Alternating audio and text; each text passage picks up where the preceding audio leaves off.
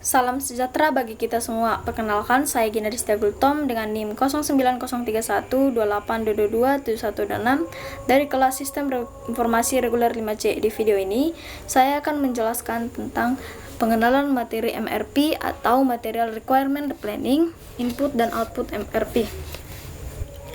Oke, kita masuk ke dalam materinya. Yang pertama itu, apa sih MRP itu? MRP adalah sistem manajemen bisnis terintegrasi yang digunakan organisasi untuk mengumpulkan, menyimpan, mengelola, dan menginterpretasikan data dari berbagai aktivitas bisnis. Tujuannya itu untuk mengoptimalkan ketersediaan bahan yang dibutuhkan dalam produksi sehingga pesanan dapat diselesaikan tepat waktu tanpa terlalu banyak atau terlalu sedikit stok. MRP itu juga banyak digunakan dalam manufaktur, tetapi juga diterapkan dalam industri lainnya untuk mengurangi biaya persediaan dan meningkatkan efisiensi produksi. Apa sih fungsi utama dari MRP itu? Fungsi utamanya itu yang pertama ada menghitung kebutuhan material berdasarkan jadwal produksi. Kedua, menjaga ketersediaan bahan yang dibutuhkan dalam jumlah yang tepat, menghindari kekurangan bahan yang bisa menghentikan produksi. Tiga itu ada mengoptimalkan stok dan menghindari penumpukan persediaan yang berlebihan. Dan terakhir, mendukung pengambilan keputusan untuk produksi dan pengadaan bahan dengan data yang akurat. Selanjutnya, ada kelebihan MRP. Apa sih kelebihan MRP itu? Yang pertama ada pengendalian inventaris yang lebih baik. Di sini MRP membantu meminimalkan jumlah inventaris yang disimpan di gudang. Dengan rencana yang tepat, perusahaan hanya memesan bahan yang benar-benar dibutuhkan sehingga menghindari penumpukan stok yang berlebihan. Selanjutnya ada produksi lebih efisien. Dengan perencanaan material yang terstruktur, MRP membantu produksi berjalan sesuai dengan jadwal. Ini mengurangi waktu henti atau downtime karena kurangnya material dan bahan baku yang tidak tersedia tepat waktu. Selanjutnya ada pengurangan biaya produksi.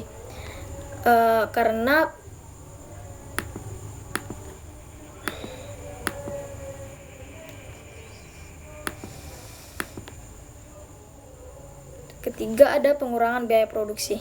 Karena persediaan dapat dioptimalkan dan pembelian bahan dilakukan secara terukur, perusahaan bisa mengurangi biaya penyimpanan dan biaya produksi secara keseluruhan. Selanjutnya ada pengambilan keputusan yang lebih baik. Di sini MRP memberikan data yang akurat tentang kebutuhan material, status produksi, dan inventaris. Ini membantu manajer produksi dalam pengambilan keputusan yang lebih tepat dan strategis untuk memenuhi permintaan pasar. Terakhir ada penjadwalan yang akurat. Di sini MRP membantu untuk meminimalkan keterlambatan pesanan dan ketidakpuasan pelanggan dengan mempertimbangkan lead time dan jadwal produksi yang direncanakan. MRP menghasilkan rencana produksi yang lebih tepat waktu. Selanjutnya ada kekurangan MRP. Yang pertama itu ketergantungan pada akurasi data. Di sini MRP sangat bergantung pada akurasi data input seperti jadwal produksi, catatan inventaris, dan waktu pemesanan. Jika data yang dimasukkan tidak akurat, hasil dari perencanaan juga tidak akan sesuai, yang bisa menyebabkan gangguan produksi atau overstocking. Selanjutnya ada biaya implementasi dan pemeliharaan yang tinggi. Di sini MRP memerlukan sistem teknologi yang canggih dan sumber daya untuk mengoperasikan, memelihara, dan memperbarui perangkat lunaknya. Selanjutnya ada kompleksitas sistem. MRP adalah sistem yang cukup kompleks dan memerlukan pelatihan bagi staf untuk menggunakannya dengan baik. Kesalahan dalam pengoperasian bisa berdampak besar pada jadwal produksi dan ketersediaan material. Selanjutnya ada kesulitan dalam penyesuaian. Jika ada perubahan mendadak dalam permintaan atau masalah tak terduga seperti kerusakan mesin, MRP mungkin tidak fleksibel dalam menyesuaikan jadwal produksi dengan cepat. Tidak mempertimbangkan kapasitas produksi. MRP juga hanya berfokus pada perencanaan kebutuhan material dan tidak mempertimbangkan kapasitas produksi yang tersedia. Ini bisa menyebabkan situasi di mana bahan tersedia, tetapi kapasitas produksi tidak mencukupi untuk memenuhi permintaan.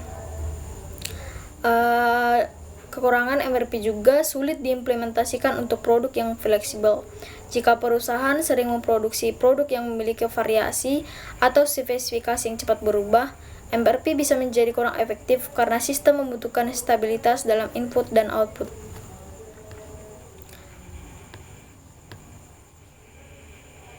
Selanjutnya itu ada input dari MRP. Yang pertama itu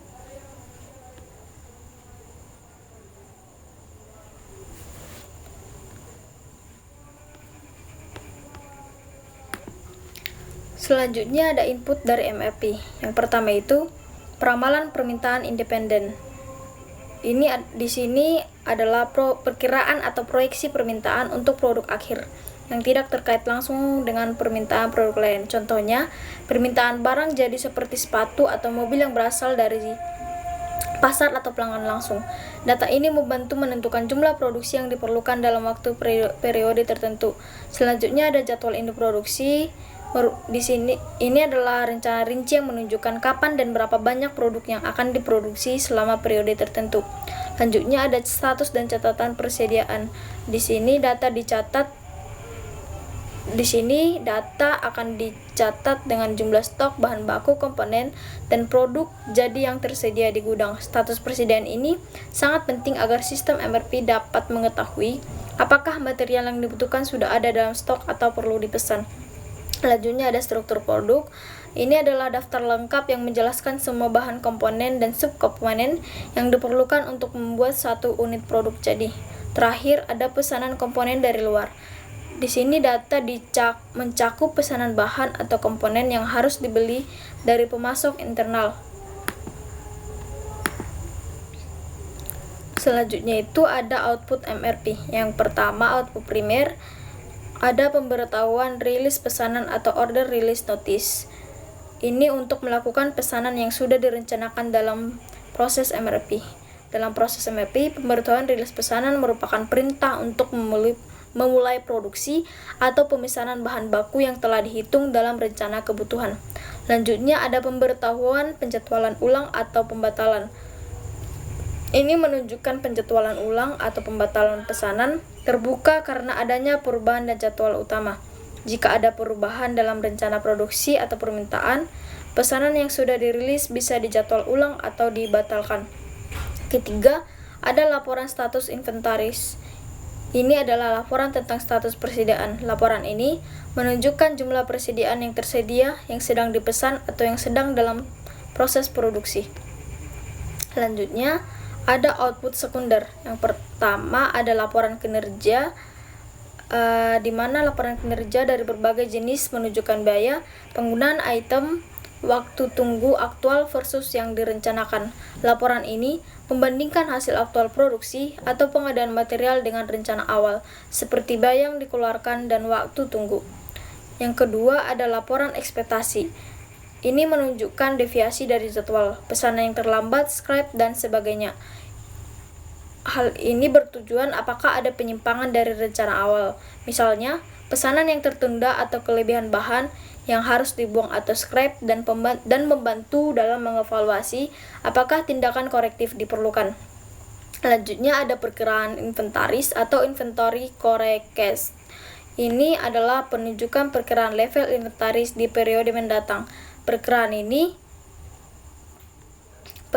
ini membantu memprediksi jumlah stok yang dibutuhkan di masa depan berdasarkan tren permintaan dan produksi yang sedang berlangsung. Ini berguna untuk menghindari kekurangan dan kelebihan stok. Selanjutnya ada alur dari MRP. Yang pertama itu ada material plan. Di sini rencana material yang dibutuhkan untuk proses produksi berdasarkan permintaan pelanggan atau perkiraan reproduksi. Selanjutnya ada inventory, pengelolaan inventaris atau stok bahan baku dan produk jadi untuk memastikan ketersediaan yang optimal. Selanjutnya ada reporting, pelaporan terkait status inventaris, perencanaan material dan progres produksi. Selanjutnya ada purchase order. Di sini pemesanan pembelian untuk bahan baku yang diperlukan agar tersedia saat produksi berlangsung. Selanjutnya ada work order, perintah kerja untuk memulai produksi berdasarkan perencanaan material dan ketersediaan inventaris. Selanjutnya ada langkah pemrosesan MRP. Pertama itu ada netting. Netting adalah proses penghitungan kebutuhan bersih dengan mengurangkan persediaan yang ada dan penerimaan terjadwal dari kebutuhan kotor. Selanjutnya ada loading. Loading adalah proses penentuan ukuran lot atau jumlah pemesanan atau produksi optimal berdasarkan kebutuhan bersih.